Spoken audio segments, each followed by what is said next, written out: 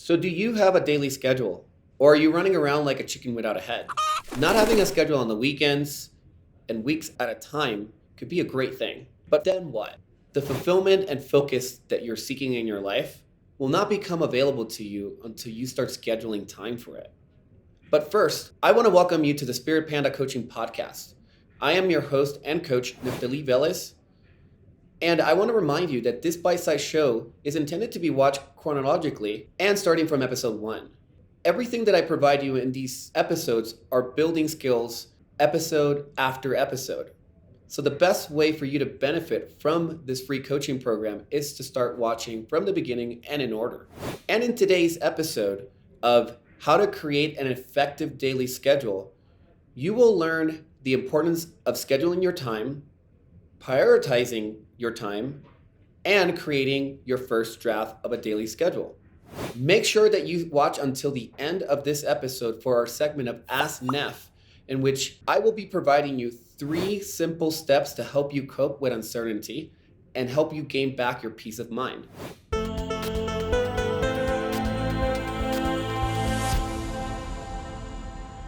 So let's jump back into today's topic of discussion. In a demanding world, to get anything accomplished, we need to schedule it. The most successful entrepreneurs know what they're doing day by day, next week, a month, sometimes years from now. They're scheduling their time. I'm not asking you to know what you need to be doing every year for the rest of your life, or even a month from now. But I am asking you to be intentional about your day. How you go by your day by day is super important, because the accountability that you're looking for and that commitment, it's only gonna happen when you prioritize yourself, when you prioritize your needs. The difference between a daily schedule and a daily routine is a daily schedule has a time to start and a time to end. A daily routine is something that you do that is like second nature, and you do it whenever you feel like it. With a daily schedule, we could also maximize our time by being specific of how long a task is going to take us. If you tell your mind, I'm going to write a research paper in 3 hours, your mind will do its best to help you focus and, bottom line, whatever it's needed to try to help you accomplish in 3 hours. You might not always reach this at your first try, but it's a trial and error. And the more you do this, the better you get of understanding how long do tasks take you and scheduling your time more effectively. When you schedule your time daily, you could find opportunities for pockets of time that are unused. This is how you could also incorporate additional goals that otherwise you wouldn't find time for. It's important to schedule your time every day. The night before, look at the schedule ahead for tomorrow. And if you get really good at this, eventually you can start doing it weekly, with every day still looking ahead for tomorrow, making adjustments wherever it's needed. You're probably asking yourself, why can't I just freestyle my way through my day as I've been doing all along? It's because when you're taking on new challenges and you're stepping out of your comfort zone, something that you're not used to doing in your everyday, it's hard for you to stay committed. You won't prioritize something if it's not scheduled. When something is new and very challenging, the best thing you could do is to put it on your calendar. Write a specific time period when you are going to be completing such tasks. For purposes of this exercise, I want you to start off with a piece of paper and a pen. I want you to go through the following questions that I'm going to provide, and next to them, write the time and duration of each activity. This is going to help you put in order and create your daily schedule. Now let's begin your schedule starting on an average Monday. Here are some questions.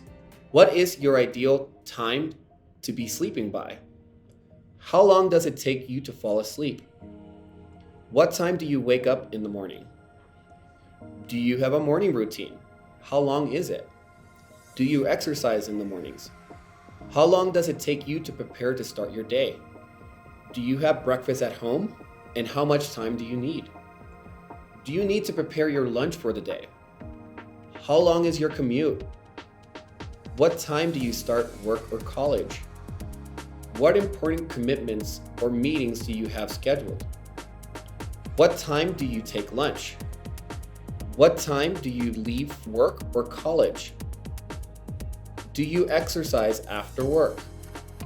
Any activities or events after work or college to account for?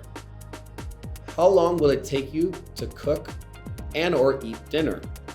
A key point here is to understand that your day starts the night before, meaning it's pivotal for you to get to bed when you said you would the night before, or else it's going to impact your daily schedule the next day. The average adult from 18 to 60 years old requires 7 hours of sleep. If you're a highly sensitive person, like I am, and 20% of the general population also is highly sensitive, we have a harder time filtering stimulation as our counterparts, non-HSPs, meaning we need an additional hour at minimum to be able to replenish our senses from overstimulation. So if you're a highly sensitive person, I suggest for you to plan for 8 hours of sleep.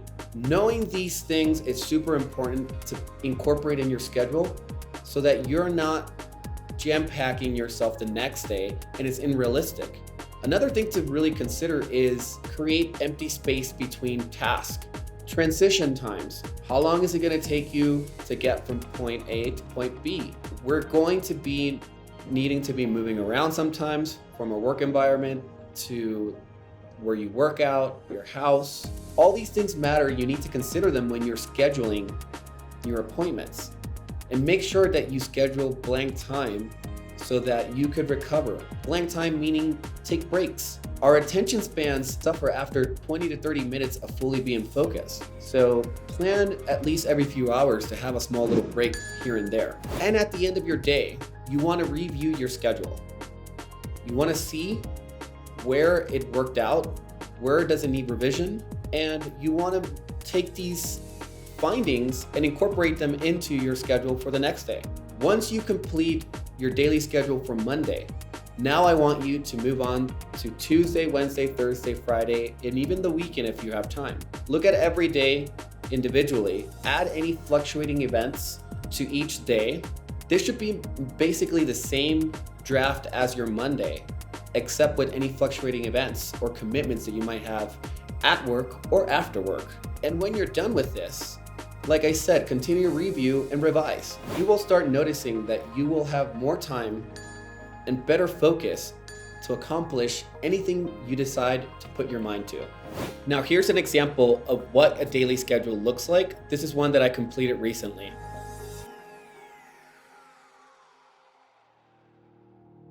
So now it's time for our segment of Ask Nef.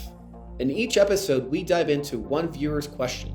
And today's question comes from Ivan from Pittsburgh, Pennsylvania, who asked, how can I be better at coping with uncertainty?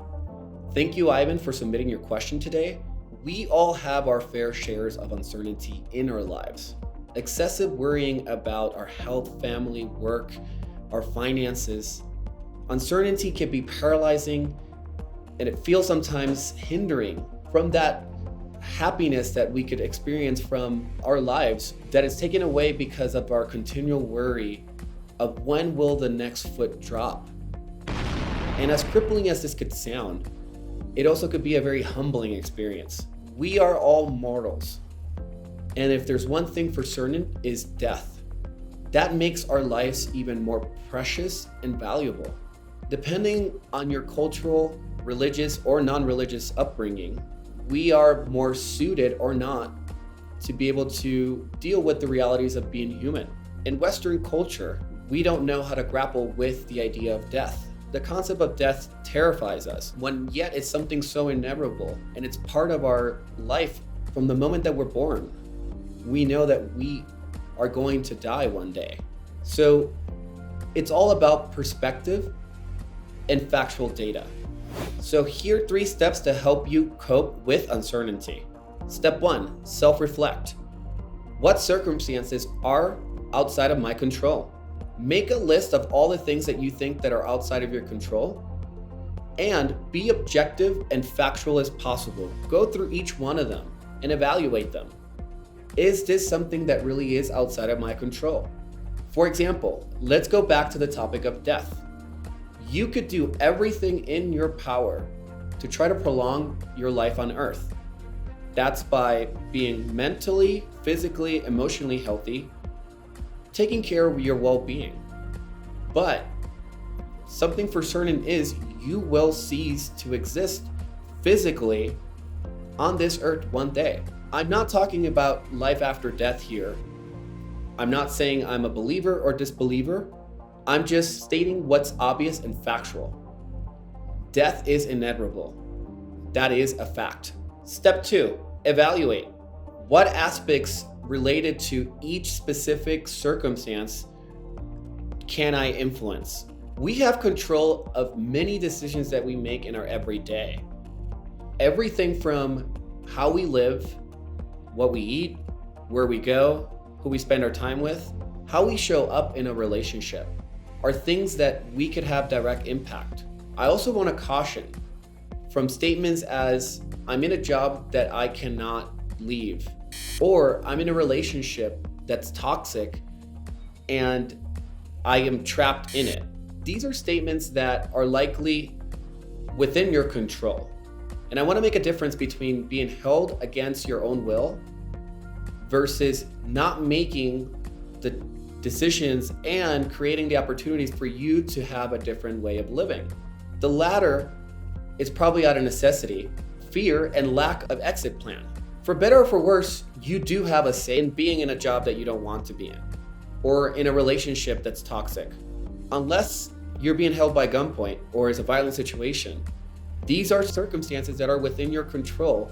And when you get the mind frame that you say, these are outside of my control, we feel hopeless.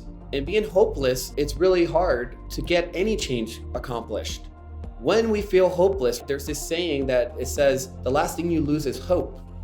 So when we give our power away by saying this is outside of our control, we just raise our hands and feel like there's nothing that we could do. Versus when we realize that we are where we are out of necessity likely, or fear, or that lack of that exit plan, we could acknowledge that we are choosing to be in that job or that toxic relationship, but we could start creating a plan to be able to remove that unhappiness from our life, to get a new job, to leave that relationship. When we're very cognizant of this, when we could be factual of what is in our control and what's not, is when we start winning the small battles that eventually will win the war within. Step 3, redirect. What is worth my time and energy to focus on? We are a lot of times spending our time and bandwidth focusing on things that are outside of our control, while passing up on life here in the present day. In summary, Ivan, being comfortable with your uncertainty is identifying the facts in our circumstances and learning to accept them, while focusing how to make the inevitable less painful, while we remain in integrity with our higher selves. When we can separate the fact from our personal stories, we are in a place of less pain, while we're open to experiencing life with everything it has to offer. And we realize that everything that's impermeable, there is just more beauty to it. It's when we can channel our energy and our intentions to the things that we can influence. So be it. Thank you again to Ivan for submitting your question today. And anybody can submit their questions or topics for future episodes either by dropping a comment below or contacting me directly at asknef@spiritpandacoaching.com. Now here's a quick recap of the 3 main things that we covered today. A daily schedule helps us become disciplined and focused to achieve your goals. Planning and scheduling of your day starts the night before. Focus only on the things that you can influence today. For today's assignment, you're going to create a draft of your daily schedule.